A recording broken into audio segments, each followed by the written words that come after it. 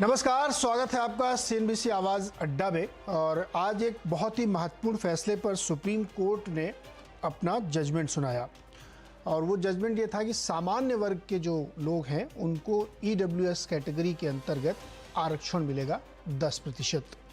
और ये जो है 2019 में सरकार ने किया था। उसके बाद ये केस कोर्ट में गया और उस पर काफ़ी विवाद हुआ। करीब 40 याचिकाएं दायर की गई थी कि ये नहीं होना चाहिए, लेकिन फिर 5 जजेस की बेंच ने इस पे फैसला दिया 3-2 से।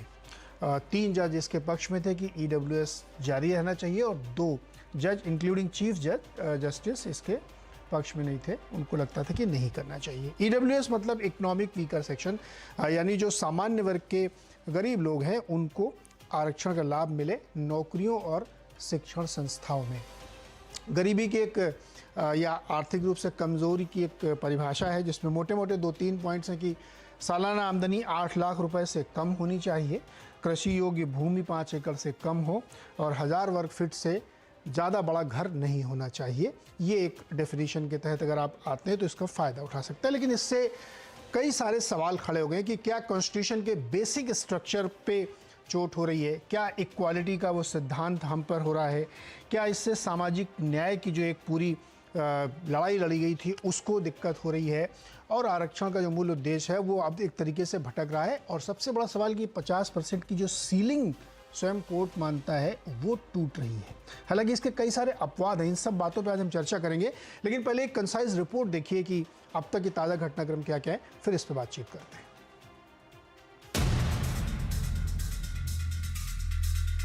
आर्थिक रूप से कमजोर सामान्य वर्ग के लोगों को नौकरी और शिक्षा में 10% आरक्षण पर विवाद के बादल छट गए हैं। सुप्रीम कोर्ट की 5 जजों की संवैधानिक पीठ ने ईडब्ल्यूएस आरक्षण पर अपनी मुहर लगा दी है। कोर्ट ने अपने फैसले में कहा है कि ईडब्ल्यूएस कोटा संविधान का उल्लंघन नहीं करता है और न ही ये आरक्षण की 50% की तय सीमा का उल्लंघन करता है। इसलिए ईडब्ल्यूएस को 10% आरक्षण का लाभ जारी रहेगा।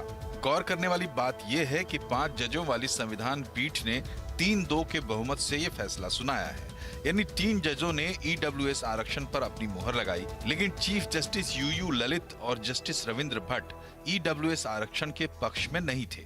उनका मानना था कि आर्थिक आधार पर आरक्षण अवैध नहीं है, लेकिन इसमें से SC, ST और OBC को बाहर रखना असंवैधानिक है। ईडब्ल्यूएस आरक्षण भेदभाव और पक्षपात करने वाला है और ये समानता की भावना को खत्म करता है। अब ईडब्ल्यूएस आरक्षण के खिलाफ याचिकाकर्ता सुप्रीम कोर्ट में रिव्यू पिटीशन फाइल करने पर विचार कर रहे हैं। हमारे क्लाइंट का अभी कहना है, अब लीगल एडवाइस लेंगे। बाकी जो हमारा जो व्यू था, जिस बेसिस पे हम लोगों ने पिटीशन फाइल की थी, वो माइनॉरिटी जजमेंट में बिल्कुल झलक रहा है और इसमें अच्छी संभावना बनती है कि इसमें रिव्यू फाइल की जाए। केंद्र सरकार ने जनवरी 2019 में 50% कोटे से अलग ईडब्ल्यूएस को 10% का आरक्षण दिया था। डीएमके, आरजेडी और लेफ्ट पार्टियों ने केंद्र सरकार के इस फैसले का विरोध किया था। उन्होंने ईडब्ल्यूएस आरक्षण को संविधान के मूल ढांचे और समानता के अधिकार के खिलाफ बताया था।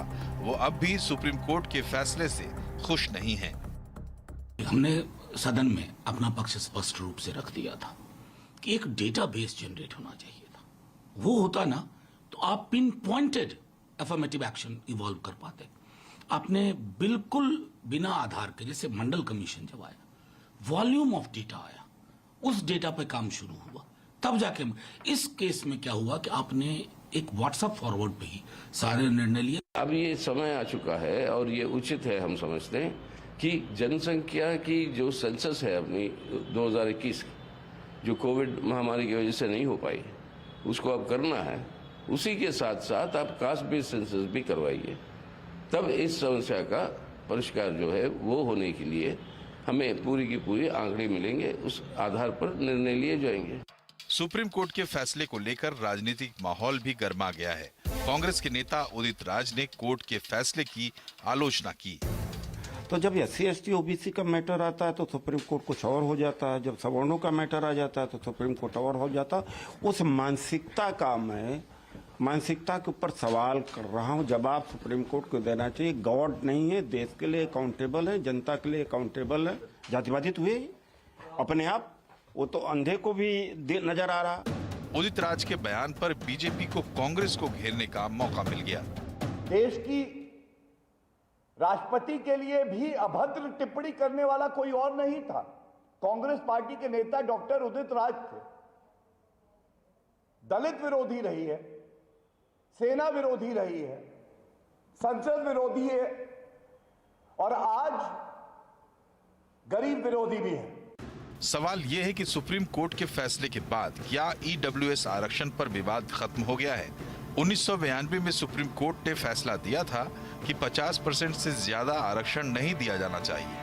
ऐसे में अब संविधान पीठ के इस फैसले को कैसे देखना चाहिए?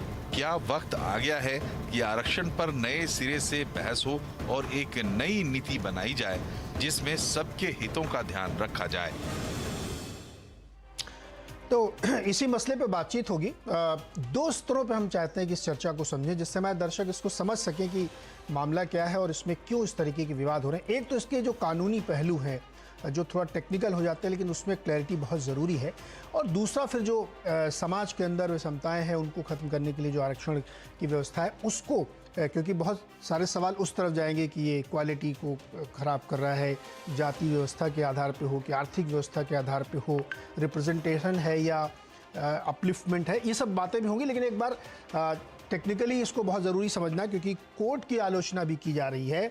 आंध्र प्रदेश हाई कोर्ट के पूर्व चीफ जस्टिस ने तो यहाँ तक कह दिया कि जो बेंच थी जिसने फैसला दिया आप उसी को देख लीजिए कि वो लोग किस तरीके के हैं। तो बहुत सारी इसकी आलोचनाएं हो रही हैं, तो इसलिए इसको एक बार ठीक से समझने की कोशिश करते हैं। चर्चा में हमारे साथ जो लोग शामिल हो रहे हैं उनमें सुप्रीम कोर्ट के वकील अमिताभ सिन्हा जी हैं, साथ ही ईडब्ल्यूएस आरक्षण के खिलाफ याचिकाकर्ताओं में शामिल हैं वकील भी हैं सुप्रीम कोर्ट पे वरुण ठाकुर जी, संविधान के जानकार और सुप्रीम कोर्ट के जाने माने वकील विराग गुप्ता जी हैं, यूथ फॉर इक्वालिटी के प्रेसिडेंट डॉक्टर सरोज कुमार रथ हैं और सामाजिक चिंतक विश्लेषक सतीश प्रकाश जी हैं, जिन्होंने आज बहुत ही ज़बरदस्त कलर का जैकेट पहन रखा है।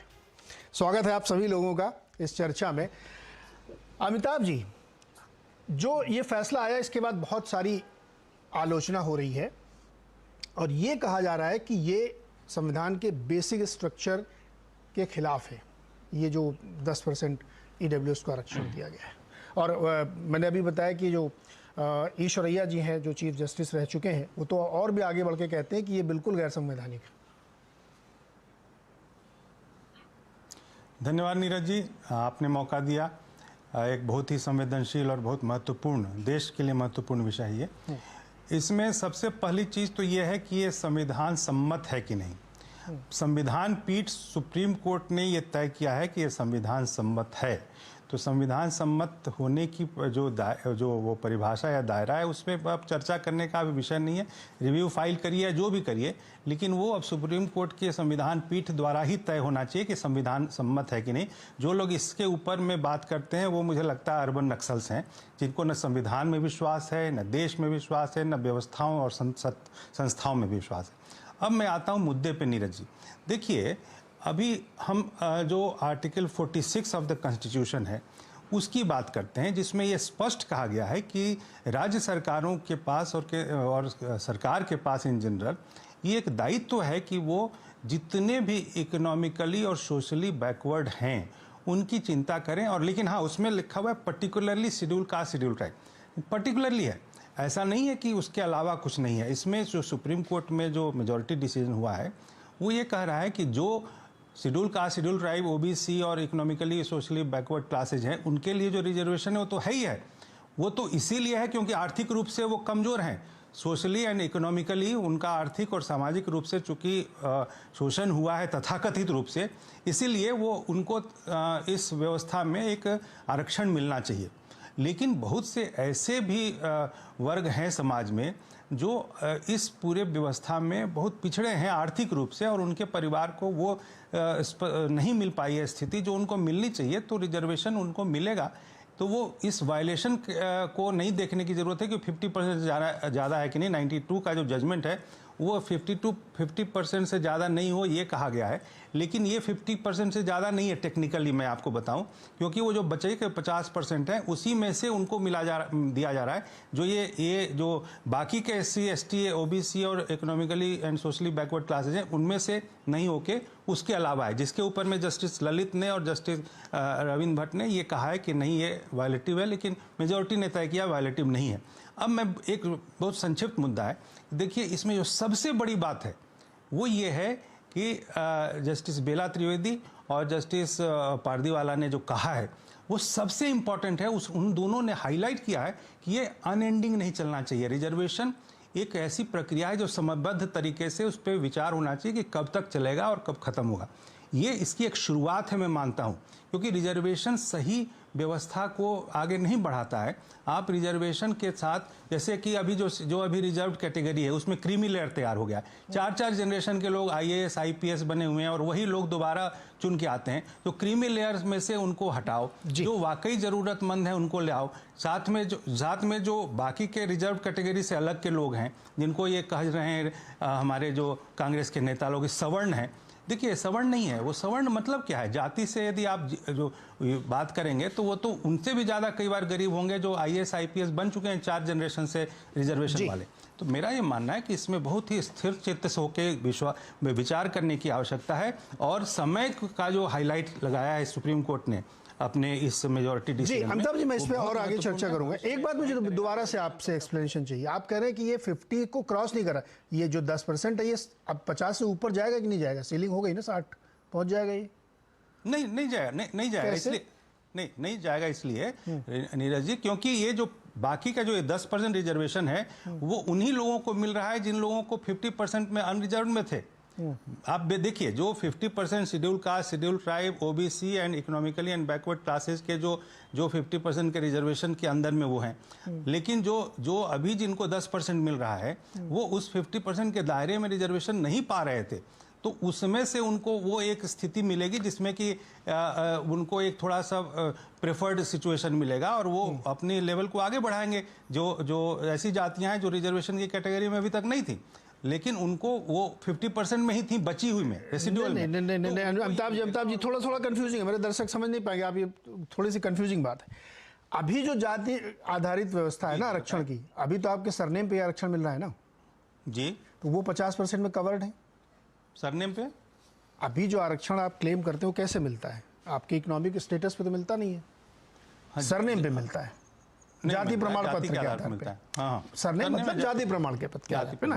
तो अब जो नए एडिशन इसमें 10% हो रहे हैं, बहुत मिलता है। अरे वो मतलब बोलचाल की भाषा में, लेकिन अब जो 10% हो रहा है ये उससे इतर है, आप उसको बढ़ा रहे हैं। उसको तो मिल ही रहा है, लेकिन अब ये 10% और बढ़ेगा, तो ये उसी 50 में कैसे शामिल है? तो ऊपर जाएगा ना? नहीं मिलेगा। देखिए वो रिजर्वेशन में वो नहीं आएंगे, उसके वो जो रिजर्वेशन उनको 50% मिल रहा था, वो 50% मिल रहा था। जो 10% जिनको मिल रहा है वो 50% की कैटेगरी में ही थे ना पहले।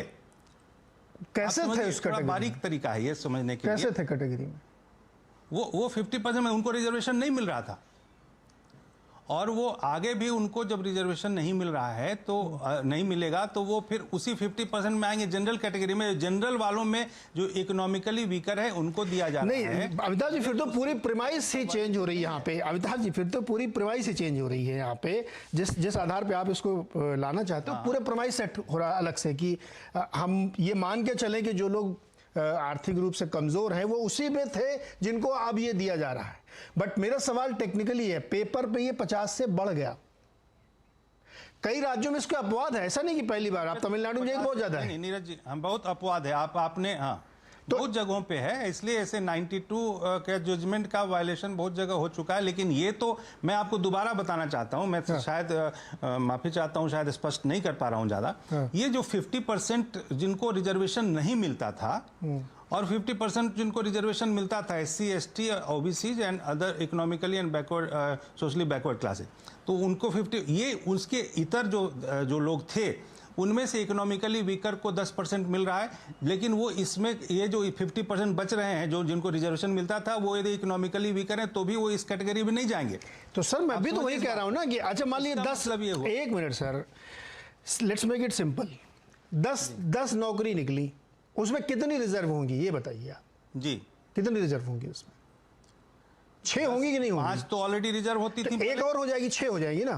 5 तो पहले रिजर्व होती थी। ठीक है। तो नहीं सुनिए तो सही, तो 5 जो बचती थी उनमें से जो एक रिजर्व हुआ बाद में, जो यदि रिजर्वेशन आप उसको माने भी, उनको अलग से उसी 5 में से एक डाल दिया गया।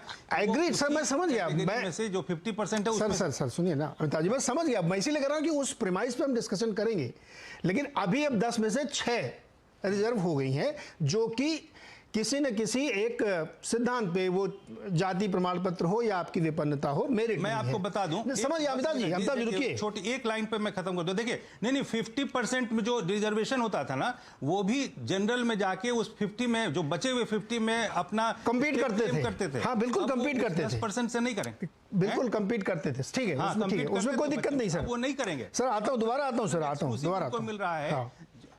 वरुण ठाकुर जी, आज कोर्ट ने साफ तौर पे कह दिया 3-2 से कि भैया ये बेसिक स्ट्रक्चर का वायलेशन नहीं है, ऐसा लगता है उन लोगों को, और ये देना गलत भी नहीं है। और जो बात जस्टिस बेला त्रिवेदी और पारदीवाला जी ने कही है, वो भी बड़ी महत्वपूर्ण है कि ये अनएंडिंग नहीं हो सकता है।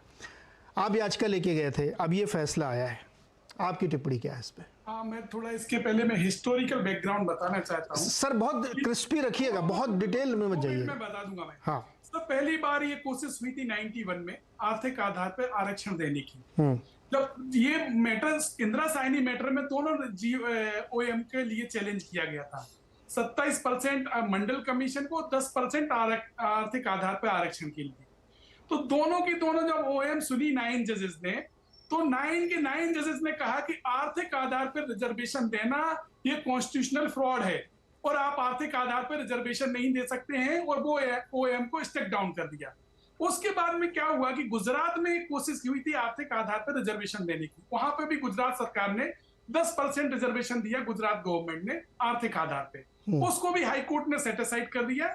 इसके बाद में क्या हुआ कि इलेक्शन के पहले आनंद फानंद में कुछ बिना तैयारी के, बिना कोई डाटा लिए 10% रिजर्वेशन यहाँ इंप्लीमेंट कर दिया गया। उसको लेके हम लोग वहां सुप्रीम कोर्ट गए, हमने इसमें ये मांग रखी कि आप 10% रिजर्वेशन आर्थिक आधार पे दीजिए, मगर जो आपका एक्सक्लूजन है OBC SC ST, ये आपका गलत है, क्योंकि जो आप यार्ड स्टिक यूज कर रहे हैं, यहाँ पे पैमाना है गरीबी। तो गरीबी आपका OBC भी हो सकता है, SC ST हो सकता है, और कंपैरिजन अगर हिस्टोरिकल बैकग्राउंड में देखा है तो ये सबसे ज्यादा गरीब लोग हैं, और आप इन्हीं को लिए आप नहीं वरुण जी यहाँ पे एक सामान्य सिद्धांत ये लगता है, फिर वो डबल कैटेगरी में आ गए ना, जैसे वहीं आ रहा हूँ सर। हाँ, जो OBC SC ST को जो रिजर्वेशन अभी तक मिल रहा है, उसका एक हिस्टोरिकल बैकग्राउंड है कि उन कम्युनिटियों के साथ, उन वर्गों के साथ में एक ऐतिहासिक अन्याय हुआ है। इसी कारण से उनका एडिक्वेट रिप्रेजेंटेशन सत्ता में बने, और वो ये समझे कि वो भी वेलफेयर स्टेट का हिस्सा है। सही है। I am giving example, in Madhya Pradesh 56% OBC category के लोग रहते हैं, पर जब ये मैटर जब हाईकोर्ट में गया तो सिर्फ 13% लोग गवर्नमेंट और PSU में काम कर रहे हैं, और क्लास 3 और क्लास 4 में तो वो भी 1% है। तो ये तो इम्प्लीमेंटेशन का इश्यू है sir. I am coming to implementation जिन लोगों के हाथ में है, वही लोग बेनिफिशियरी है EWS के। आप समझिए, मध्य प्रदेश में टोटल 5% से भी कम EWS की कैटेगरी है, पॉपुलेशन है, मगर जबकि 103 जो अमेंडमेंट हुआ है उसमें स्पेसिफिक है कि अप टू 10, मतलब वरुण जी मेरी बात सुनिए सर, आप बिल्कुल सही कह रहे हैं, इसमें कोई दिक्कत नहीं, लेकिन ये वाले तर्क आप जब कोर्ट में देते हैं तो कोर्ट में बहुत स्पेसिफिक बात होती है। मैं इस डिबेट में भी वही स्पेसिफिक बात चाहता हूं। मेरी बात सुनिए, सवाल तो सुन लीजिए ना आप। देखिए, इम्प्लीमेंटेशन का एक इश्यू है, इसको मैं भी मानता हूं कि बहुत जगहों पे उस तरीके से भर्तियां नहीं होती, नहीं करते, टाल देते, ये सब बिल्कुल सही बात है। ये एक अलग मैटर है कि इसको इंप्लीमेंट कराया जाए एकदम लेटर स्पिरिट में, लेकिन उसको इससे मिला देना कि वही लोग अपॉइंटमेंटिंग अथॉरिटी हैं जिनको आज हम EWS में डाल रहे हैं, ये बहुत वेग सा है, जो कि कोर्ट में भी नहीं चलता है, इसीलिए शायद आपको बात नहीं मानी गई। तो इसलिए मैं कह रहा हूं बहुत क्रिस्टल क्लियर डिबेट इसको रखें, जिससे कि हमारे दर्शक समझ सकें मसला क्या है। मैं सर दो चीजें बड़ी फंडामेंटल बता रहा हूँ। हाँ। काफी सारे वकील हैं, 2-3 लोग देख ही रहे हैं। Error in the face of record होता है रिव्यू का बेस्ट ग्राउंड। तो जस्टिस पारदीवाला ने जब प्रोनाउंस कर रहे थे जजमेंट, तो उन्होंने एक ऑब्जर्वेशन दिया कि जो रिजर्वेशन है ये सिर्फ 10 ईयर के लिए है। तो यहाँ पे 15(4) और 16(4) में कभी भी मेंशन नहीं है 10 ईयर के लिए। ये पॉलिटिकल रिजर्वेशन में जरूर 10 ईयर था, मगर जिस तरीके से जो 15(4) और 16(4) में आए हैं वो एकदम error in the face of record है। यही हमारे ग्राउंड में रिव्यू का, कि जिस तरीके से जैसे हमारी जो याचिकाकर्ता की जो मांग थी यहाँ पे कि हमें एक्सक्लूजन नहीं किया जा सकता है, वही जस्टिस चीफ जस्टिस यूयू ललित तो जस्टिस एक्सक्लूजन क्यों नहीं किया जा सकता? एक्सक्लूजन क्यों होना चाहिए? सर देखिए, मैं एक सामान्य जो क्या कहते हैं प्राकृतिक न्याय कहना ठीक नहीं होगा, वकील लोग बैठे हुए मुझे करेक्ट कर देंगे कि अगर आप एक आरक्षण कैटेगरी में आ रहे हैं और एक दूसरा क्रिएट किया जा रहा है, आप कह रहे हैं नहीं मेरे को, मैं क्वालिफाई करता हूँ, और आप लॉजिकली आप सही कह रहे हैं कि वो भी विपन्न है, लेकिन उनकी जो जिस व्यवस्था के तहत अभी उनको आरक्षण दिया जा रहा है वो भी तो उसी विपन्नता के कारण है ना, उनका इतने साल शोषण हुआ है। तो उस मांग रखी थी कि उनको चॉइस दिया जाए। हाँ। हमारे संविधान में और हमारे सिस्टम में एक खामी है कि हम लोग रिलीजन तो चेंज कर सकते हैं मगर हम कास्ट चेंज नहीं कर सकते। अगर हमें कास्ट सर्टिफिकेट बनवाना है, ये सारी चीजें करना है, तो हमारा एक बैकग्राउंड देखा जाएगा 3 पीढ़ियों का, और हम चेंज नहीं कर सकते कास्ट को। हम रिलीजन चेंज कर सकते हैं, तो ये बड़ी खामी है इस सिस्टम में। अगर ईडब्ल्यूएस का फायदा लेने के लिए अगर ओबीसी का व्यक्ति कहता है कि I am leaving the OBC reservation, तो उनके लिए व्यवस्था नहीं है। इन सब बिंदुओं को हम लोग फिर ले जाएंगे सुप्रीम कोर्ट में, बात बताएंगे कि ये जो बात है, ये सुप्रीम कोर्ट ने जो हम लोगों की बात जो हमारे चीफ जस्टिस साहब ने बोली है, ये इसको इम्प्लीमेंट किया जाए, क्योंकि हमें ये ultimately we are living in welfare state, और हमारा जो रिजर्वेशन इज अ वेपन जो किसी के अधिकारों का हनन भी करता है। वो जो बात कर रहे थे अभी वकील साहब बोल रहे थे कि 50% से नहीं बढ़ सकता है, ये एडमिटेड है सर। 9 जजेस ने कहा 50% से नहीं बढ़ सकती है सीमा। उसके बाद में अभी महाराष्ट्र का जो जजमेंट आया था, जो मराठा जजमेंट के नाम से फेमस है, उसमें भी कहा था कि 50% से आप ज्यादा एक्सेस नहीं कर सकते। नहीं, वो बहुत सारे वो जब वो सिद्धांत बनाया गया था तो उसमें बहुत सारे अपवाद भी दिए गए थे। ऐसा कोई अभी चेंज नहीं, वो आप ठीक कह रहे हैं। देखिए, टेक्निकली उसमें बहुत सारे अपवाद थे, इसी वजह से बहुत सारे राज्यों में 50 से ऊपर प्रैक्टिकल तौर पे आरक्षण चल रहा है, उसमें कोई दिक्कत नहीं है। एक बहुत छोटा सा कमेंट अमिताभ जी, उसके बाद मैं फिर विराज जी के पास जाऊंगा। बहुत छोटा कमेंट, अगर आपको वरुण जी की बात पे कुछ कहना है तो। जी, नहीं, बिल्कुल इतना ही कहना चाहूँगा कि ये आपने बहुत नीरज जी सही बात बताई कि आप जो आपको मिल रहा है उसमें भी चाहिए और दूसरों में भी चाहिए। ये तो एक तरीके का मुझे लगता है कि ये आपत्तिजनक विचार है, क्योंकि जिसको जो मिल रहा है उसमें, और आपको मिला ही है सिर्फ इकोनॉमिकली वीकर होने के कारण। सोशली वीकर तो आप थे, लेकिन और इसमें जो क्रीमी लेयर हुआ है उनको हटाओ इसमें से। आप यदि ये मिस्टर ठाकुर जो हैं ये कहें कि हमें जो क्रीमी लेयर है उसको हटाओ, ताकि जो वाकई में इकोनॉमिकली वीकर हैं उनको सिर्फ मिले SC ST OBCs में, तो ये बात तो ये नहीं कहेंगे, क्योंकि पॉलिटिकली इनकरेक्ट नहीं होंगे। और ये कहते हैं कि नहीं, किसी दूसरे को यदि मिल रहा है 10% उसमें से भी दे, मुझे लगता है ये गलत है। जी जी जी जी, रुकिए, मैं विराज एक से सर पे on 30 second Varun ji please. Giving a political statement में इसमें वो नहीं है। एक ऑलरेडी ओबीसी में क्रीमी लेयर ऑलरेडी इंप्लीमेंट है, ये अवेयर नहीं होंगे शायद इसके बारे में। जो भी ओबीसी का व्यक्ति है वो क्रीमी लेयर में आता है, वो एक्सक्लूजन हो जाता है। अभी इस इशू पे भी काफी सारे इशू पेंडिंग है एक्चुअली। हाँ, वरुण जी रुकिए, ये यही तो SC ST में नहीं है। सुनिए सर, सुनिए ना, ये जो क्रीमी लेयर वाला मसला ना, ये भी बड़ा उलझा हुआ है। मैं चाहता हूँ कि बिल्कुल अदालती डिबेट चले, जब तक मैं 3 वकीलों से बात कर रहा हूँ। अभी पॉलिटिकल कलर देने के लिए 2 हैं हमारे पास विद्वान लोग, वो उस कलर को ले जाएंगे। यहाँ पे अदालती बहस चलनी चाहिए, क्योंकि जो बात यहाँ हम करते हैं वो कोर्ट में नहीं करते, इसलिए वो गिर जाती है। विराज गुप्ता सर, बिल्कुल बेसिक सवाल है आपसे, क्या ये समानता के सिद्धांत के खिलाफ है? क्या ये बेसिक स्ट्रक्चर के खिलाफ है? और क्या ये 50% से ऊपर जाके अब खुला खेल होगा, 100% तक जाएगा? नीरज जी, आपने दोनों वक्ताओं को 5-5 मिनट का समय दिया है, मैं सिर्फ 1 मिनट का समय चाहूंगा। धन्यवाद सर। 1 मिनट में आप मुझे इंटरप्ट मत करिएगा। बिल्कुल, अगर आपको कोई सवाल होगा तो मैं जवाब दूंगा। बिल्कुल सर, बोलिए। ठीक है, देखिए, ये जो जिस तरह से मैकाले अंग्रेजी लेकर आया था तो भारत में साम्राज्यवाद की नींव पड़ी थी। इसी तरीके से ये जो EWS का कंसेप्ट है, ये एक भारत श्रेष्ठ भारत के खिलाफ है। समाज, देश और अर्थव्यवस्था पूरी तरह से ध्वस्त हो जाएगी, नंबर 1। नंबर 2, आज का जो जजमेंट है वो संविधान सम्मत नहीं है, विनम्रता पूर्वक मैं बोल रहा हूं, क्योंकि सुप्रीम कोर्ट जो है वो संविधान के तहत संचालित होती है, और संविधान का अनुच्छेद 141 बोलता है कि सुप्रीम कोर्ट के जजमेंट बाइंडिंग है। राम मंदिर अयोध्या विवाद में हमने जब किताब लिखी थी तो हमने उनको सजेस्ट किया था कि 3 जजों की बजाय 5 जज इस मामले की सुनवाई करें।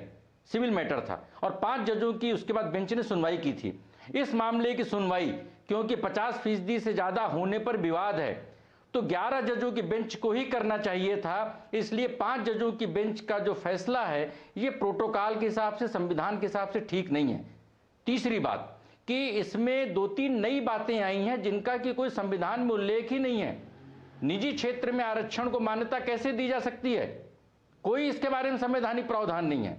चौथी बात, ऑपरेशनल लेवल पे 2 बड़ी दिक्कतें आएंगी। पहला कि जो क्रीमी लेयर है, जो बार बार अमिताभ जी बोल रहे हैं, भाजपा के ही सांसद हैं, संसदीय समिति के अध्यक्ष, उन्होंने रिकमेंडेशन दी है कि क्रीमी लेयर को 8 लाख से बढ़ा करके 15 लाख कर देनी चाहिए। देश में 90% से ज्यादा लोग रिजर्वेशन के दायरे में आ जाएंगे। जब 90% से ज्यादा लोगों को आप रिजर्वेशन के दायरे में लाएंगे तो आप चीन से और अमेरिका से कैसे प्रतिस्पर्धा करेंगे। दूसरा, बिहार का जो जनसंख्या का जो सर्वे हो रहा है जातिगत आधार पर, हम उसको अखिल भारतीय मान्यता दे रहे हैं क्योंकि इस जजमेंट में 2001 की सेंसस की बात है। मंडल कमीशन 1940 के आपने सेंसस के बेसिस पे किया था। तो जब जाति आधारित जनगणना पूरे देश में मान्यता मिल जाएगी, दक्षिण भारत और दूसरे राज्यों में जो 50% का वायलेशन हुआ है वो गैर कानूनी था, लेकिन आज के जजमेंट से 50% की जो लिमिट है एक्सीड करने को संवैधानिक मान्यता मिली है। ये विरोधाभासों से भरा हुआ जजमेंट है। एक तरफ जजेस बोलते हैं कि आरक्षण इंडेफिनिट पीरियड नहीं चल सकता है और दूसरी तरफ आरक्षण के दायरे में आप पूरे देश को ला रहे हैं, और जब नौकरियां ही नहीं हैं तो फिर आप आरक्षण किस बात का बढ़ा रहे हैं। जो आर्टिकल 46 की बात कर रहे हैं, आर्टिकल 46 वेलफेयर स्टेट की बात करता है, लोगों के अपलिफ्टमेंट की बात करता है, रिजर्वेशन की बात नहीं करता है। इसलिए ये पूरी तरह से, क्योंकि एक आपको छोटी सी बात बताऊं, बेसिक स्ट्रक्चर के इसमें जो जजमेंट का पेज 5 में पैरा 5 में बेसिक स्ट्रक्चर के 4 पॉइंट उन्होंने समराइज किए हैं और बेसिक स्ट्रक्चर की थ्योरी जो दी थी वो केशवानंद भारती केस में सन 1973 में 13 जजों ने दी थी। आज 34 जज हो गए हैं। उस जमाने में 14 जज हुआ करते थे और 34 जजों में सिर्फ 5 जजों में से 3 जज सहमत हुए हैं। देश के चीफ जस्टिस इस जजमेंट से सहमत नहीं है। अमिताभ जी जो थ्योरी दे रहे हैं कि 50% बकाया में जो 10% है वो रिजर्वेशन के कैटेगरी में नहीं आएगा, मैं हो सकता है कि तर्क की दृष्टि से अच्छा हो, लेकिन कोई भी आदमी उस बात को मान्यता करने के लिए तैयार नहीं हो सकता है जी। और जो भी आप सीटें बढ़ाएंगे उसमें SC ST को रिजर्वेशन देना पड़ेगा। इसलिए यह जजमेंट से ज्यादा EWS का जो कंसेप्ट है, क्योंकि आप आरक्षण को खत्म करने की बजाय आरक्षण के दानों को बढ़ा रहे हैं। अब ये तो एक बड़ी समस्या है सर। देखिए वो साउथ के कुछ स्टेट्स में जमानत चल रहा है, आप स्वयं मान रहे हैं कि वो असंवैधानिक है। अच्छा विराग जी, बस एक लाइन में जवाब दीजिएगा, 5 के बाद सीधे 11 की बेंच बनती है क्या? ये 7 और 9 नहीं हो सकती? नहीं, इसलिए कि एक आर्टिकल 141 में एक प्रावधान है कि जो सुप्रीम कोर्ट के जो जजमेंट होते हैं वो बाइंडिंग होते हैं, और एक प्रोटोकॉल है कि अगर बड़ी जज, अभी लेटेस्ट एक जजमेंट आया है कि जो बड़ी बेंच है वो जजमेंट फाइनल है। तो अगर 5 जजों ने कोई बात बोल दिया है तो वो सारे लोगों को अगर 5 जजों की बात को अगर उसको काउंटर करना है तो 7 जज की बेंच बनाना पड़ेगा। नहीं आपने, अरे सुनो ना, आपने कहा 11, तो मैंने कहा 7 और 9 भी तो हो सकता है कि सीधे एकदम टॉप मोस्ट 11 बनाओ। इसलिए कि इंदिरा साहिनी में नीरज जी 9 जज थे। ठीक समझ गया सर, समझ गया मैं। बोला बस इसीलिए 50% से ज्यादा नहीं कर सकते। हाँ, इसीलिए मैंने कहा कि दर्शकों को थोड़ा ये पता होना चाहिए कि बीच में 7 और 9 क्यों छोड़ दिया। तो इंदिरा साहनी में ऐसा था, लेकिन इसमें एक सवाल है कि इंदिरा साहनी के केस में एक ऑब्जर्वेशन के आधार पर फैसला था, वो संविधान के संशोधन या उसकी बात नहीं, वो मेरिट पे फैसला था। इसलिए बहुत बार लोग इंदिरा साहनी केस कोट करते हैं, तो उसको ये ध्यान रखना चाहिए। अब दोनों लोग आ जाइए जरा, सतीश जी और सरोज कुमार रथ जी, आप लोगों ने बहस सुन ली होगी हमारे वकीलों की, अदालत टाइप की बहस चल रही थी। आरक्षण की मूल भावना के खिलाफ है। सरोज जी, ये जो बोल रहे हैं, पहली बात तो इंदिरा साहनी में 4 जजों के लिए जीवन रेड्डी ने लिखा था और जस्टिस थोमैन और जस्टिस पांड्यन ने अलग अलग लिखा था। जस्टिस थोमैन ने ये भी लिखा था कि जो भिखारी है, जो सड़क पे भीख मांगता है, जो हाशिए पे है, जो जिसके पास कुछ नहीं है, वो रियल बैकवर्ड है और उसको देना चाहिए। वो उन्होंने उस जजमेंट में भी बोला है।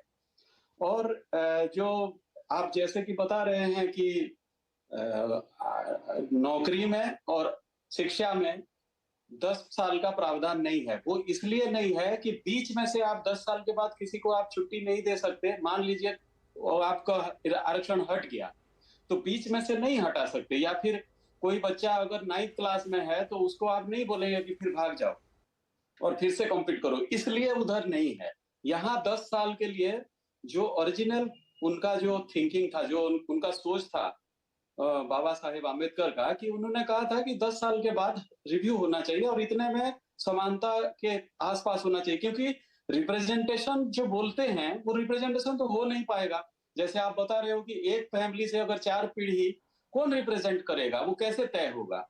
जो गांव में है और जो शहर में है उनके अलग अलग प्रावधान से बढ़ते हैं, पलते हैं, अलग अस्पताल होता है, अलग शिक्षा अनुष्ठान होता है, अलग पढ़ने का तरीका, कमाई का साधन अलग होता है।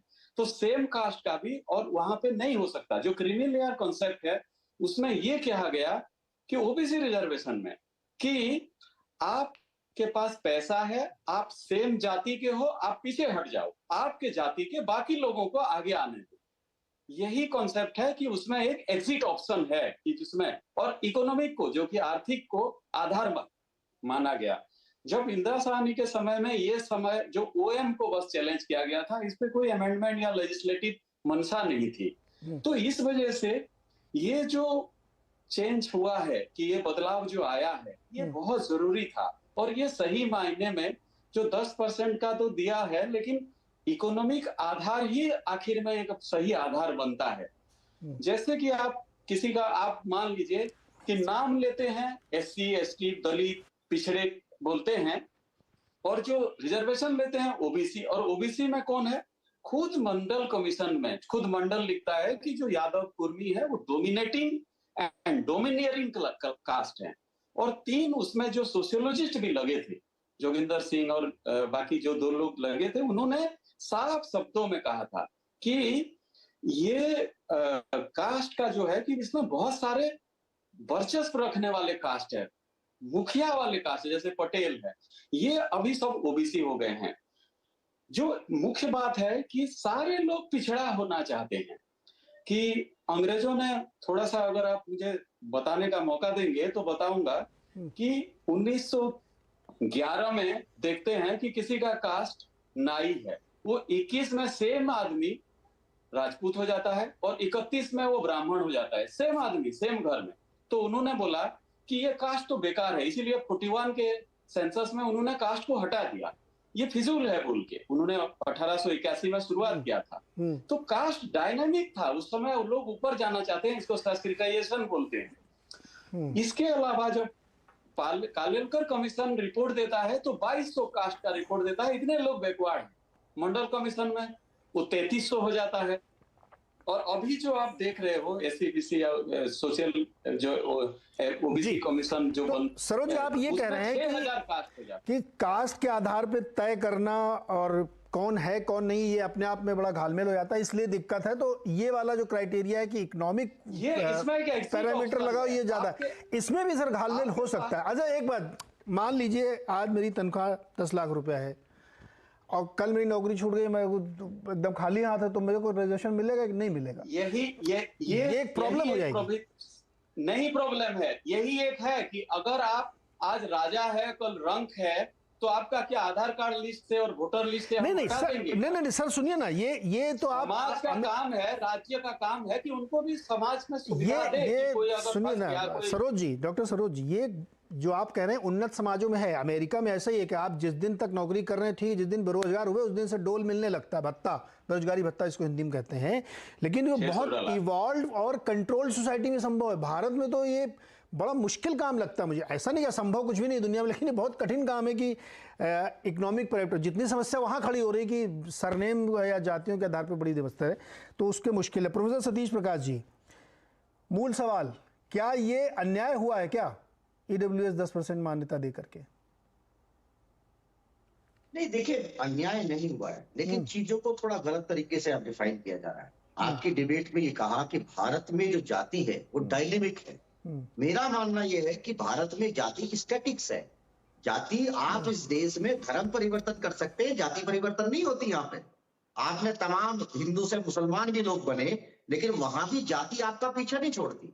एक बात मैं आपको जरूर कहूंगा कि अमिताभ जी जो जिस तरह से डिफाइन कर रहे थे इंदिरा गांधी के केस को, कि 15% आबादी को आपने अगर 50% आरक्षण आपने कैसे मान लिया? ये कहां संविधान सम्मित है, या कहां संविधान में लिखा हुआ है, या कहां इंदिरा गांधी केस में लिखा हुआ है कि जो 15% आबादी है उनका अधिकार 50% आरक्षण के ऊपर होगा? और आज मामला सिर्फ संविधान खतरे में नहीं है, आज गणित भी खतरे में है। अगर 15% एससी जाति जो और 7.5% एसटी को आरक्षण है और 27% अगर ओबीसी को लगा दे तो 59.5% मानते हैं, और इसको आप फिर भी 50% की लिमिट से कहीं ना कहीं तोड़ मरोड़ के पेश कर रहे हैं। देखिए मेरा ये मानना है कि आरक्षण को आप जाति उन्मूलन कार्यक्रम ना बनाए।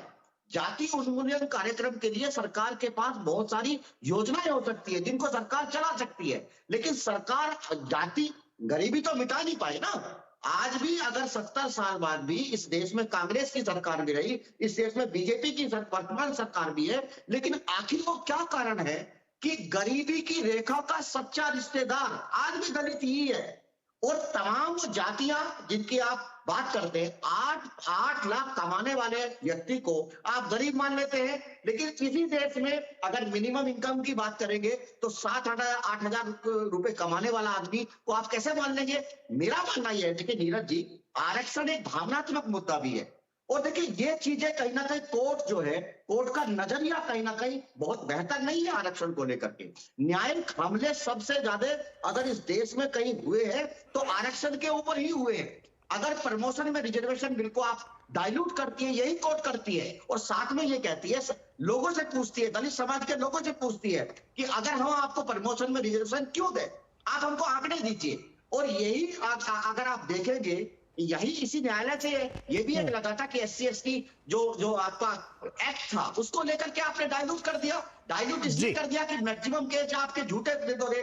तो आप जो है, आपने क्यों नहीं पूछा भाई, अगर EWS के मैं आरक्षण को ठीक भी मान लूं तो आप सरकार से उन्होंने कोई ऐसे आंकड़े किए या सरकार ने कोई ऐसे आंकड़े जुटाए हैं जिनके आधार पर सरकार ये कह रही है कि इन लोगों को आरक्षण की आवश्यकता है? देखिए मेरा मानना यह है कि कहीं ना कहीं सरकार जो है, ये RSS की बड़ी पुरानी मांग है कि वो जो आरक्षण का जो मूल आधार है, जो शैक्षिक पिछड़ापन है, जो सामाजिक पिछड़ापन है, उसको कहीं ना कहीं वो आर्थिक आधार से ही जोड़ना चाहती है। और मेरा देखिए दो चीजें सवाल लोग पूछेंगे, ये कहीं ना कहीं देखिए आरक्षण से अगर मेरे जीवन में परिवर्तन आया है तो आपको इससे क्या दिक्कत हो सकती है? एक सर्वकाश व्यक्ति अगर आरक्षण पा करके नौकरी पा लेता है तो क्या वो भारत का विकास नहीं है ना? उसको दलितों का विकास क्यों जोड़ते हो आप? अगर मैं इसकी व्यवस्था में शामिल होता हूं तो होना चाहिए ना। सतीश जी आप बहुत अच्छी जगह पे लेके आए, मैं बहुत मजा इसमें आ रहा है मुझे, क्योंकि आपने एकदम कोर को टच किया है कि अल्टीमेट गोल जो है, आ रहा हूं वरुण जी आपके, ये अपलिफ्टमेंट का इशू है। असली इशू यही है ना कि ऊपर लेके आना है, जो लोग पीछे छूट गए सामाजिक तौर पे, शैक्षिक तौर पे, आर्थिक तौर पे, उनको अपलिफ्टमेंट करना है। ये कोर है, इसमें एग्रीमेंट है आपका, आप अभी यही कह रहे थे। देखिए सुनिए, मेरा कि ये भी देखिए नीरज जी, अगर सरकार वास्तव में चाहती है तो इस देश की 15% अपर कास्ट है, हम सबको ही गरीब मान लेते हैं और सबको ही आरक्षण के दायरे में लेके आए। नहीं सर, नहीं सर, फिर आप पॉलिटिकल भटकाने की कोशिश कर रहे हैं। देखिए आपकी उस बात से मैं एकदम सहमत हूं और मैं इसका फर्म बिलीवर भी हूं कि अपलिफ्टमेंट होना चाहिए, इसमें कोई दो राय नहीं, क्योंकि देश एक साथ नहीं चलेगा तो फिर उस तरक्की कोई मतलब नहीं है। अब ये जो जाति के आधार पे, आरक्षण के आधार पे, इकोनॉमिक आधार पे या किसी क्षेत्र के आधार पे, ये सब टूल्स होते हैं आइडेंटिफिकेशन के, कि हम कैसे पहचाने कि कोई आदमी। तो उसका एक बड़ा बेसिक प्रेमाइस था कि जाति के आधार पे किया जाए, क्योंकि वही ये बात सच भी थी कि वही सबसे ज़्यादा ऑपरेस क्लास में थे, सप्रेस क्लास में थे, तो उनको ऊपर लाया जाए। लेकिन जो मूल प्रश्न आपने उठाया, उस मूल प्रश्न में अंतर्निहित है ये कि बहुत जगहों पे आपने खुद ही कहा कि 70 साल में गरीबी नहीं खत्म हो रही है, पता नहीं कितने और साल लगेंगे, तो उसके मार बहुत सारे वो लोग भी झेल रहे हैं जो कभी शायद ठीक ठाक रहे होंगे। बहुत सारे रिक्शा चलाते हुए पंडित जी आपको मिलेंगे, तो ऐसा थोड़ी कि वो चूंकि उनके नाम के आगे ब्राह्मण या कोई गुप्ता या कोई सिंह लगा हुआ है तो वो जिंदगी भर अमीर बने रहेंगे, भले ही उनके वो रिक्शा चला रहे हो या भीख मांग रहे हो। ये भी तो समाज को देखना पड़ेगा ना। ये बताइए मेरा जी, आप इशारा कर रहे हैं। नहीं नहीं, मैं आपकी बात से बिल्कुल सहमत हूँ। गरीबी एक अभिशाप है, इसमें कहीं कोई दो राय नहीं। और अपर सर, 10 सेकंड अगर कोई हाँ। गरीब है तो उसके बारे में सरकार को सोचना चाहिए। हाँ। लेकिन मेरा ये कहना है कि बहुत सारी ऐसी जातियां हैं जो पूरी की पूरी जाति की जाति गरीब है। बिल्कुल सही। मंथन करना पड़ेगा। बिल्कुल, और दूसरी बात, एक बात सुनिए, मैं एक छोटी सी बात कहता हूँ, सरकारी नौकरियों में ही आरक्षण क्यों हो? इस देश की बहुत बड़ी लगभग 15% जो संपत्ति है वो कहीं ना कहीं मंदिरों के अंदर काबिज है। तो ये ईडब्ल्यूएस का आरक्षण अगर अपर कर, क्योंकि वहां तो हम जा नहीं सकते ना, वहां दलित नहीं जा सकता। चलिए, मैं आपकी धार्मिक भावनाओं का बड़ा कदर करता हूँ। नहीं, आप जा सकते हैं सर। ये वाला जो है लार्जली ये तथ्य जो अब दिया जाता है कि मंदिरों में नहीं जा सकते, ये सब सर आप सुनिए ना, अब बदल गया। मैं जा सकता हूँ लेकिन उसका मठाधीश नहीं बन सकता। नहीं, मठाधीश भी बनते हैं सर, मठाधीश भी बनते हैं। कोई व्यक्ति मठाधीश बन सकता सर, बनते हैं। तो ईडब्ल्यूएस का वहीं से शुरुआत करो ना। देखिए, ये तथ्य जो है ना, अब अरे सुनो ना, अब नीरज जी, सतीश प्रकाश जी एक दूसरे विषय को टच करने नहीं सर, मैं उधर जाना नहीं चाहता हूँ। सुनिए ना अमिताभ जी, मैं इसीलिए रोक रहा हूँ, मैं उस डिबेट में नहीं जाना चाहता हूँ। आज के ज़माने में कहीं कोई रोक नहीं, लोग जाते भी हैं, मठाधीश भी बनते हैं, पुजारी बनते हैं, सब वो एक अलग डिबेट है, उस पर चले जाएंगे तो फिर वो एकदम डिरेल हो जाएगी। बिल्कुल। विराग जी, आप लीजिए ना आप। नहीं सर, सुनिए ना, डिग्री लीजिए। विराग एक मिनट भाई, सतीश जी रुक जाए। विराग जी, आपने अपने वक्तव्य में दोनों बातें कही, उस चर्चा में मत, मैं उस पर क्लैरिफिकेशन चाहता हूं, इसलिए वो चर्चा में रोक रहा हूँ, वो वाली चर्चा अलग हो जाएगी। नीरज जी, मैं आम दर्शकों के लिहाज से बड़ी छोटी सी एक उपमा देता हूँ कि संविधान की प्रस्तावना में क्या स्वप्न देखा गया है। स्वप्न देखा गया समानता, बंधुत्व और न्याय। और उस समानता के लिए उन्होंने बोला कि जो लोग ऐतिहासिक तौर पर पिछड़े हैं, दलित हैं, उनको ऊपर उठाने के लिए आरक्षण। मतलब उसको ये समझिए कि बराबरी में लाने के लिए अगर नीचे कोई गिरा उसको ऊपर उठा के ऊपर लाइए। हम क्या कर रहे हैं कि उनको ऊपर उठाने के बजाय जो ऊपर उठे हुए लोग हैं उनको हम गड्ढे में ढकेल रहे हैं। अब हम देश की 90% आबादी को हम आरक्षण के दायरे में ला रहे हैं। ये रिवर्स गियर है, ये विघटनकारी है, ये रिवर्स गियर है। इसको किसी भी तरीके से, किसी भी कुतर्क से जस्टिफाई नहीं किया जा सकता।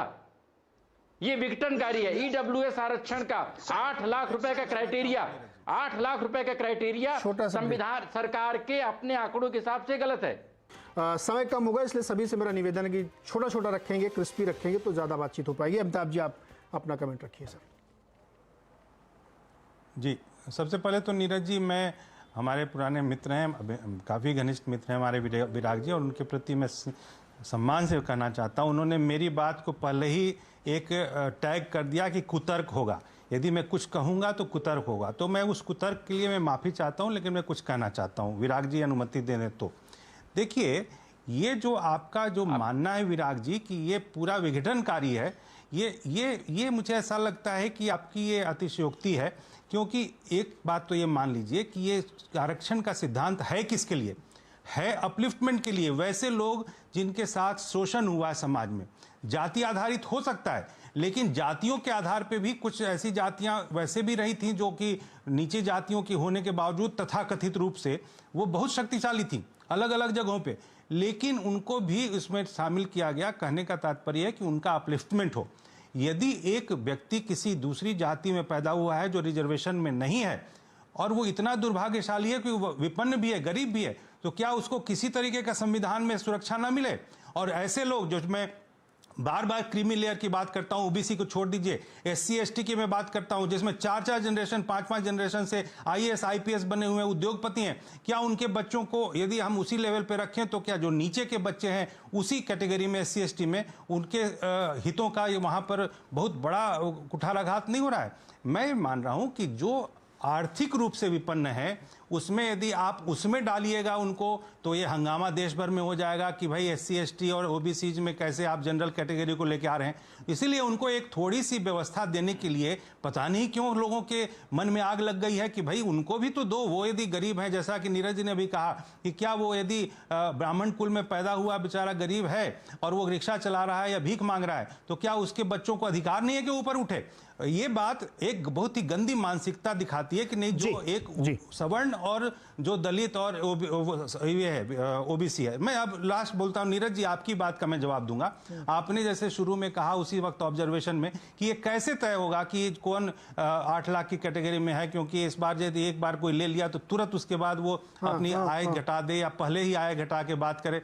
तो मेरी बात यह है, देखिए जाति में भी एक मैकेनिज्म है, जाति का एक प्रमाण पत्र देना पड़ता है जिसमें सरकार आती है बीच में। वैसे ही आय प्रमाण पत्र के लिए भी एक मैकेनिज्म बनेगा, और यदि कोई उसमें फ्रॉड करता है तो फ्रॉड के लिए दंड का प्राविधान भी है, लेकिन उसके लिए इस आशंका से कि कोई उसका गलत फायदा उठाए, जो जेन्युइन लोग हैं उनको भी आप किनारे नहीं सही है, वो आशंका के चक्कर में कानून ही न बने, मतलब मर्डर होते रहेंगे इसलिए धारा 302 खत्म कर दी जाए, ये कोई लॉजिक नहीं हो सकता। और एक इंपॉर्टेंट बात बार बार कहूंगा नीरज जी कि नहीं बेला जो जस्टिस बेला त्रिवेदी के साथ पारदीवाला जी का जो ऑब्जर्वेशन है, मैं उनसे भी, विराग जी से और सभी ठाकुर जी सबसे पूछना चाहता हूं कि इसकी समय सीमा कुछ होगी कि एंडलेस है? जी विराग जी 30 सेकंड में आप काउंटर करिए, क्योंकि आपको उन्होंने नाम लेके क्या है, उसके बाद मैं वरुण के पास जाऊंगा। नीरज जी मैं अमिताभ जी का बहुत सम्मान करता हूं, और उन्होंने एक ऐसी चीज का डिफेंस किया है जो कोई नहीं कर सकता, और ये उनकी काबिलियत को जाहिर करता है, और वो बहुत ही उन्होंने मतलब एक बहुत ही एक काबिल तारीफ काम किया, डिफेंड किया है। मैं 3 पॉइंट तीन छोटे छोटे पॉइंट। नंबर 1 कि आरक्षण का प्रावधान पिछड़ेपन के लिए था, जो सामाजिक पिछड़ापन था।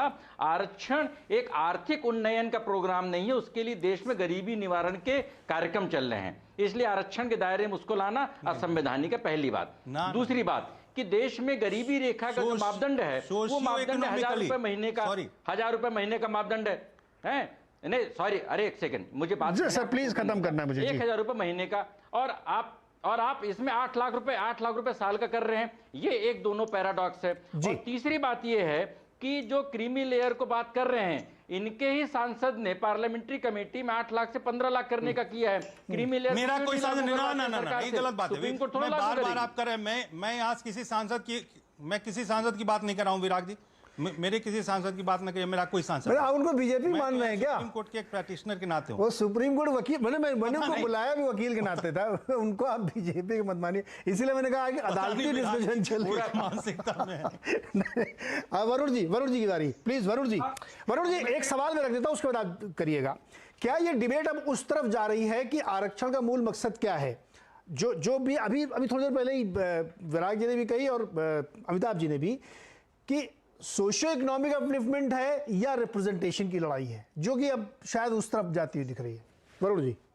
मैं गुप्ता जी की बात से बिल्कुल 100% सहमत हूं। जो उन्होंने तथ्य रखे हैं एग्जैक्टली हम लोगों ने भी ये तथ्य सुप्रीम कोर्ट के सामने भी रखे हुए थे कि ये सारे बिंदु हैं।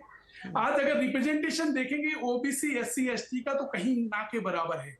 मैंने तो यहां तक भी कहा था सुप्रीम कोर्ट में कि रिजर्वेशन नहीं है हायर जुडिशरी में, तो यहाँ पे एडिक्वेट रिप्रेजेंटेशन के नाम पे कोई ST जज नहीं आ पाया सुप्रीम कोर्ट में।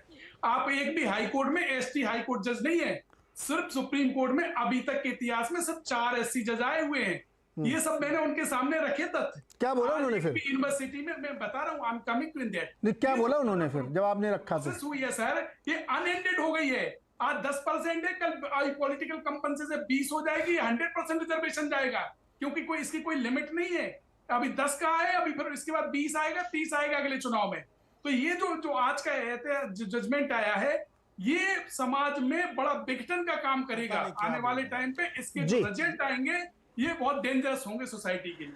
डॉक्टर सरोज जी, एक चीज और मैं ऐड करना सर मैं वापस आऊंगा, समय बचेगा तो दोबारा आऊंगा। डॉक्टर सरोज, ये बहस का अंत नहीं हो रहा, क्योंकि उसमें नए पॉइंट्स खुलते जा रहे हैं। उसमें मैंने भी एक जोड़ दिया है कि ये रिप्रेजेंटेशन का मसला है या अपलिफ्टमेंट का मसला है। ये भी एक अलग टेंजेंट पे एक डिबेट जिसको ईश्वरैया जी ने छेड़ दिया है। लेके आगे बढ़ रहा हूं सर। हाँ, क्या कि तमिलनाडु में सारे वर्गों के लिए पुजारी की पोस्ट को एडवर्टाइजमेंट किया गया, ये हाई कोर्ट ने वो स्टे कर दी, क्योंकि जी सरोज जी आप लोग अनम्यूट करिए। सर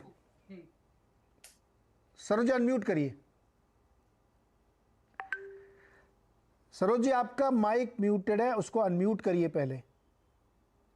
हाँ अब बोलिए।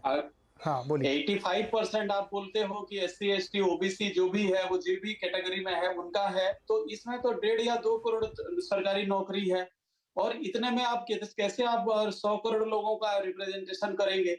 वो रिप्रेजेंटेशन कौन से फैमिली से होगा? क्या एक फैमिली से 4 जनरेशन का होगा? पहली बात तो ये है। दूसरी बात ये जो है कि ये हमारे देश में ये चलता रहता है। अभी हमारा समाज पूरा शीर्षासन में है, जो निचले वाले हैं वो अभी ऊपर, पूरा मुंडी नीचे हो गया है और पैर ऊपर हो गया है, जिसको कि आप चातुर्वर्ण सिस्टम अगर मानते हो तो, क्योंकि आपका जो सारे लोग SC ST OBC होना चाहते थे। अभी कोई इनमें से वक्ता में से बोलना चाहा कि कास्ट नहीं बदलते, कास्ट ये 41 के बाद नहीं बदलते, उससे पहले बदलते थे। आप पढ़ लीजिए अरुण शौरी का फॉलिंग ओवर बैकवर्ड और सारे सेंसस रिपोर्ट पढ़िए, उसमें बिल्कुल लिखा है कि वो हर साल बदल जाते थे। ये डायनेमिक था। जब से रिजर्वेशन मिलना चालू हुआ वो कास्ट स्टैटिक हो गया। इनफैक्ट कि बहुत सारे लोग अब गुज्जर ST बनना चाहते हैं, अब पटेल OBC बनना चाहते हैं, अब ब्राह्मण SC ST बनना चाहते हैं, राजपूत OBC बनना चाहते हैं, हर कोई अब बैकवर्ड बनना चाहता है। और जाता रिजिडिटी ये जो हजारों साल का बोलते हैं, अभी भी देखिए अब माता अमृतामयी और बाबा रामदेव ये कौन से जाति के हैं, आप खुद जाके पूछ लीजिए। तो पूजा उन्हीं के होती है जो आगे आपका कर्म के हिसाब से है।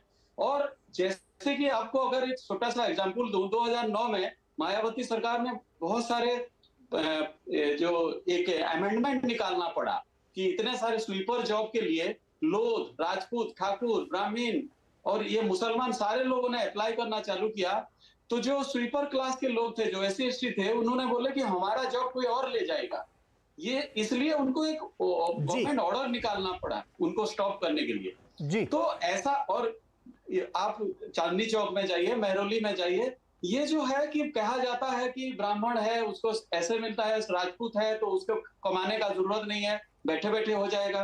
तो 10% दिया जी है, जी ये भी जी कोई बहुत बड़ा जी काम सरोज नहीं जी, है। सरोज जी रुकिएगा सर। प्रोफेसर सतीश जी, है कि एग्जिट ऑप्शन है इसमें कि आप प्रोफेसर साहब, आप अंदर आइए, आप अमीर बन गए, बाहर जाइए, बाकी किसी में ऐसा व्यवस्था जी। नहीं। प्रोफेसर साहब, ये जो सरोज जी कह रहे हैं ना कि आप छोड़ दीजिए, कौन छोड़ता फायदे की चीजें, आप भी मतलब कोई छोड़ता है क्या? ये हमारे समाज की एक विडंबना है, दुर्भाग्य है, कोई छोड़ता नहीं है। लेकिन मैं एक थॉटफुल क्वेश्चन है मेरा ये कि विचार के तौर पे आप देखिए कि जो व्यवस्था हम बनाना चाह रहे हैं वो बन नहीं पा रही है, उसका राजनीतिकरण हो जाता है, अलग अलग टूल के तौर पे यूज़ करते हैं। मेरा सवाल आपसे है कि जब हमको अपलिफ्टमेंट ही करना है, लोगों को ऊपर लेके आना है, देखिए जो सामाजिक तौर पे पिछड़े हुए हैं, पिछड़े की परिभाषा क्या है, विपन्नता की परिभाषा क्या है? आपके पास अच्छा घर नहीं, अच्छे पैसे नहीं, अच्छी चिकित्सा नहीं है, शिक्षा नहीं है, आपके बच्चों के पास वो बेहतर इकोसिस्टम नहीं, यही तो है ना पिछड़ापन। अब उसको आप कास्ट के नाम से या सरनेम के नाम से या एरिया के नाम से या कैसे भी करके उसको आइडेंटिफाई आप कर लीजिए। जब उसको अपलिफ्टमेंट का ही एक उद्देश्य है तो फिर इतना विवाद क्यों, इस पे एक कंसेंसस क्यों नहीं बन पाते? आप तो एक राजनीतिक दल को बहुत अच्छे से समझते भी हैं। नहीं देखिए नीरज जी, मैं एक बात से शुरुआत करता हूं। अभी यहाँ आरक्षण को खत्म करने की बात हुई, तो पॉलिटिकल जो आरक्षण है उसको खत्म करने की लिमिट थी, लेकिन बाकी सरकारी नौकरियों में आरक्षण खत्म होगा इस तरह की कोई लिमिटेशंस नहीं है। देखिए मैं एक सवाल पूछता हूं कि क्या इस देश के दलितों ने आपसे आरक्षण मांगा था? 1932 में बाबा साहब और गांधी जी के बीच में बाकायदा आरक्षण को लेकर के पैक्ट नहीं था। गांधी जी ने 21 दिन का उपवास भी रखा, और इस देश का जब हिंदू और मुसलमान इस देश के टुकड़े टुकड़े करना चाहता था, तब बाबा साहब ने यह कहा कि हम इस देश की व्यवस्था में शामिल होना चाहते हैं, हम इस देश के टुकड़े नहीं चाहते, यहाँ के नागरिक बन के रहना चाहते हैं। और बाकायदा हमने पृथक निर्वाचन की बात करी थी, गांधी जी ने उसको नहीं माना, संयुक्त निर्वाचन को हमने माना, आरक्षण दिया। अब ये तो उसी तरह की बात हो जाएगी ना कि कल को जो है ब्रिटेन के लोग आकर के ये कहते कि भाई आपको हमने जो आजादी दी थी, अब आप बहुत आजाद हो चुके और आपकी आजादी वापस लेते हैं और आप ब्रिटेन के अधीन आ जाएंगे क्योंकि आपने बहुत आजादी भोग ली। तो ये किस तरह के कुतर्क है? देखिए मेरा कहना यह है कि आरक्षण से आप गरीबी क्यों हटाना चाहते हैं? जो गरीबी का मूल कारण है, इस देश में गरीबी का मूल कारण जाति है। अगर इस देश में से अगर मान्य जो न्याय व्यवस्था है, सुप्रीम कोर्ट कल एक निर्णय दे दे ना कि इस देश में कोई भी व्यक्ति अपनी जाति को रिप्रेजेंट नहीं करेगा, कोई भी व्यक्ति जातीय उन्माद नहीं मचाएगा, कोई भी व्यक्ति ऐसा कोई व्यवहार नहीं करेगा कि जहां से उसकी जाति से होती हो, आरक्षण खुद खत्म हो जाएगा। खत्म कर दीजिए, हमें क्या दिक्कत है? सतीश जी, मेरे पिछड़ेपन का, मेरी गरीबी का, मेरे जो सामाजिक तिरस्कार का जो कारण है वो जाति है। सुप्रीम कोर्ट या इस देश की व्यवस्था में इस बात के ऊपर चर्चा नहीं होती है। सतीश जी, आप खत्म होगी या नहीं होगी, उस कारण के ऊपर चर्चा नहीं करना चाहते। सतीश जी, वो खत्म हो सकती है अगर सतीश जी, समय एकदम समाप्त हो रहा है। अगर ईमानदार प्रयास किए जाते या अभी भी किए जाएं तो ये खत्म हो सकती है। इतना कोई बड़ा मुश्किल काम नहीं है। जब हम लोग यहाँ बैठ के चर्चा करके ये कंसेंसस बना सकते हैं कि इसको ख़त्म किया जा सकता है, इसमें ऐसा कौन सा बड़ा रॉकेट साइंस है, लेकिन वो ख़त्म नहीं हो रही, तो इसका मतलब कुछ अंतर्निहित स्वार्थ है, या हम शायद मूल समस्या को उसके रूप में समझ नहीं पाते हैं और एक पेरिफेरी में डिस्कशन चलता रहता है कि ऐसा करें तो वैसा हो जाएगा, वैसा करें तो वैसा हो जाएगा। आज़ादी से पहले भी मुसलमानों को आरक्षण देने की बात चल रही थी और कहीं कहीं दिया भी गया था, लेकिन समस्या हल नहीं हुई। तो मुझे लगता है कि ये एक विषय अभी सामने आया है, इस पर और सारी चर्चाएँ होंगी और बहुत सारे नए पहलू निकल के आएंगे, तब हम लोग देखेंगे कि कैसे आगे बढ़ती है। लेकिन ये बात बिल्कुल सही है कि जो भी समाज पीछे छूट गए हैं आर्थिक तौर पे, सामाजिक तौर पे, शिक्षा के तौर पे, इकोसिस्टम के तौर पे, उनको ऊपर लाने की जिम्मेदारी सिर्फ सरकार की नहीं, समाज की भी है, और ये हमें करना चाहिए। बहुत बहुत शुक्रिया मेरे साथ जुड़ने के लिए।